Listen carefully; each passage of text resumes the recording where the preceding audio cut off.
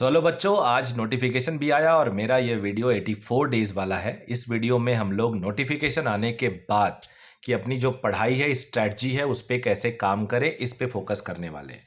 तो आप लोग आखिरी तक जरूर देखना और फर्स्ट टाइम व्यू कर रहे हो इस चैनल को तो सब्सक्राइब कर लेना। मेरे टेलीग्राम चैनल को भी ज्वाइन कर लेना, जिसका एड्रेस नीचे स्क्रीन पे आ रहा होगा। और हम लोग इससे रिलेटेड नीट की प्रिपरेशन, स्ट्रैटेजी, काउंसलिंग, एग्जाम, इन सब से रिलेटेड बातें करते रहते हैं। तो ये जो 7 PM का सीरीज़ है, ये स्ट्रैटेजी से रिलेटेड है। आपने अगर 10th बोर्ड दिया हो, क्योंकि मैं 10th इसलिए बोल रहा हूँ क्योंकि सभी लोग जो देख रहे हैं वो 12th बोर्ड नहीं दिए होंगे, क्योंकि कुछ तो 12th अपीयरिंग भी होंगे। अगर आपने 10th बोर्ड दिया है, ऑफकोर्स दिया ही होगा, और 12th बोर्ड भी दिया है, तो एक चीज़ आप रियलाइज़ करिए, जब आप एग्जामिनेशन यानी बोर्ड की पढ़ाई करते हैं कुछ दिन पहले एग्जाम के, तो पूरी ताकत लगा देते हैं और बेस्ट जो स्ट्रैटेजी होती है, बेस्ट आपका जो मेहनत कर सकते हो वो करते हो। और उस मेहनत में, उस स्ट्रैटेजी में, उस प्रिपरेशन में कई कई बार या मोस्ट ऑफ द टाइम आपको ऐसा फील होने लगता है कि जो कॉन्सेप्ट आपको पूरे साल नहीं समझ में आया, टीचर के बार बार पढ़ाने पे नहीं समझ में आया, खुद कई बार नोट्स पढ़ने पे नहीं समझ में आया, वो कॉन्सेप्ट और स्ट्रैटेजी आपने बड़ी आसानी से खुद पढ़ लिया, खुद समझ लिया, और आपको बड़ी अच्छी फीलिंग होने लगती है। कई कई बार एक कॉन्सेप्ट आ जाता है ना, तो हम कॉन्फिडेंटली उठ खड़े होते हैं और अपने आप को शाबाशी देने लगते हैं। और ये फीलिंग आती है, यार यही पढ़ाई पूरे साल किया होता तो आज तो शायद बोर्ड को टॉप कर जाता मैं या कर जाती मैं। मुझे बताना जरूर कमेंट में कि ऐसी फीलिंग आपको आई थी कि नहीं आई थी।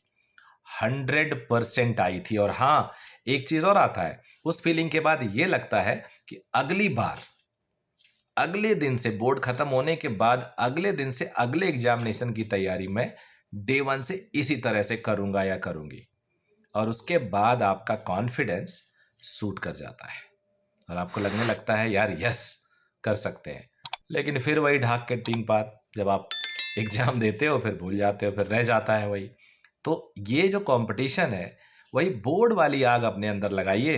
अभी आप देखेंगे कि आप जो जो कॉन्सेप्ट्स, जो जो चैप्टर आप बोल रहे हो ना कि आपको नहीं आता या आपसे नहीं हो रहा है, या आपका कॉन्सेप्ट थोड़ा ढीला है, आपका कॉन्सेप्ट बहुत क्लियर नहीं है, उस कॉन्सेप्ट को आप अपने आप से भी समझ सकते हो, क्योंकि आपको कहीं ना कहीं एक आध बार वो पढ़ाया गया है या बुक में दिया गया है।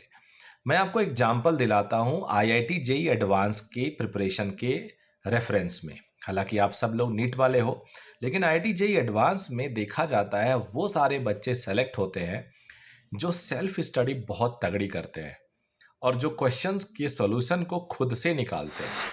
ना तो वीडियो सॉल्यूशन देखते हैं, ना रिटन सॉल्यूशन देखते हैं, खुद एक एक क्वेश्चन पे आधा आधा घंटा जूझते हैं, स्ट्रगल करते हैं, and ultimately if they find the solution, then that solution last long. तो बहुत लंबे टाइम तक उनके दिमाग में रहता है और उनके माइंड को खोल के रख देता है। तो बेसिकली फिजिक्स एंड केमिस्ट्री जहाँ पे कंसेप्चुअल बात होती है ना, ऑफकोर्स बायोलॉजी में भी कई बार लिंक करके टीचर पढ़ाते हैं और कनेक्ट करते हैं चीज़ों को। वहाँ पे जब आप अपने आप समझते हैं, अपने क्वेश्चंस को डिराइव करते हैं, सॉल्व करते हैं, बिना सॉल्यूशन देके थोड़ा स्ट्रगल करते हैं कॉन्सेप्ट पे, and then you try to get it it's the solution and answer in the final result, उस टाइम वो आपके दिमाग में लंबा असर डालता है और एक तरह से ब्रेन को शार्प करता है। Basically science, physics, chemistry, maths, biology या जो साइंस ओवरऑल बोला जाता है, वो शार्पनेस को ही रिप्रेजेंट करता है। साइंस सब्जेक्ट जनरली एक इंटेलिजेंस के साथ भी जोड़ा जाता है। साइंस सब्जेक्ट से हम नेचर को अंडरस्टैंड करने की कोशिश करते हैं। तो आप पहले अगर बेसिकली यही बात समझ लो कि आपको पढ़ना कैसे है, तो रिजल्ट अपने आप अच्छा आने लगेगा। तो एग्जाम आपका पास आ गया, एग्जाम आपका क्लोजर है, 84 डेज रह गया, 3 महीने से कम रह गया, फॉर्म निकल गया है, फॉर्म फिल कर दिया आप लोगों ने, करने वाले हैं, कुछ दिन में हो जाएगा। तो आपकी जो प्रिपरेशन होनी चाहिए, अब एक बार जो टॉपिक पढ़ोगे उसको अब आखिरी में पढ़ना पड़े, दोबारा नहीं पढ़ना पड़े, ऐसा करो आप अपनी प्रिपरेशन का लेवल ऐसा रखो कि कोई भी कॉन्सेप्ट, कोई भी चैप्टर आप पढ़ रहे हो तो आप उसे दोबारा केवल आखिरी में रिवाइज करना पड़े, उसके क्वेश्चन सारे सॉल्व कर लो। और ये तभी संभव हो पाएगा जब वो आप ढंग से पढ़ोगे। तो प्लीज़ मैं बार-बार इस बात को फ़ोकस करता हूँ, कंसंट्रेशन लेवल बेस्ट होना चाहिए, डिस्टर्बेंस लेवल कम होना चाहिए। You can not manage earphone, एक गाना and as well as lot of disturbances, YouTube और अपनी पढ़ाई ऐसा नहीं कर सकते।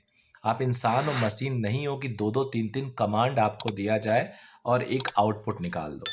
कमांड आपका एक ही रहना चाहिए और वो है आपकी बुक, आपका नोट, आपकी स्टडी और कंसंट्रेशन लेवल इतना होना चाहिए कि बगल से कोई चला जाए आपको पता भी ना चले कि कोई यहाँ से गया। अगल-बगल कोई डिस्टर्बेंस हो आपको पता ना चले। कोई नोटिफ़िकेशन आए आपको पता ना चले। अपने नोटिफ़िकेशन, अपने मोबाइल के इंटरनेट को बंद करके पढ़ो, यूट्यूब से कम पढ़ो। विश्वास करो, हम लोग दुश्मन नहीं हैं, आपको गलत बताएँगे, सही बता रहे हैं। ये डिस्टर्ब करता है और आपकी मेमोरी को लूज़ करता है। अब देखो, हम लोग को मोबाइल किसी के नंबर नहीं याद है रहते। पहले टेलीफ़ोन नंबर सबके याद होते थे कोड के साथ। पेरेंट्स से बात करो, भैया से बात करो, दीदी से बात करो। तो पहले के टाइम पे अंकल से बात करो, वो बताते हैं कि लोगों के नंबर याद रहते थे। 10-10, 15-15 रिश्तेदारों के मोबाइल नंबर, फ़ोन नंबर याद होते थे। अभी अपने घर में अपना ही दूसरा नंबर, अगर 2 डिजिट 2 मेरे पास सिम है तो दूसरा नहीं याद होगा। एक याद होगा तो होगा, नहीं तो कई लोगों को तो वो भी नहीं याद होगा। अपने फैमिली मेंबर के आपको मोबाइल नंबर याद है? नहीं याद है, क्यों? क्योंकि you are clearly dependent on it, कि आपके मोबाइल में ढूँढ लोगे, नाम सर्च कर लोगे, आ जाएगा। Same with your study. तो यहाँ पे भी मेरी बात ध्यान से सुनना और मुझे लगता है कि कुछ ना कुछ आप अब फॉर्म के बाद सीरियसनेस आपकी बढ़ेगी और आउटपुट बेटर होगा। So good luck, thank you very much, bye bye.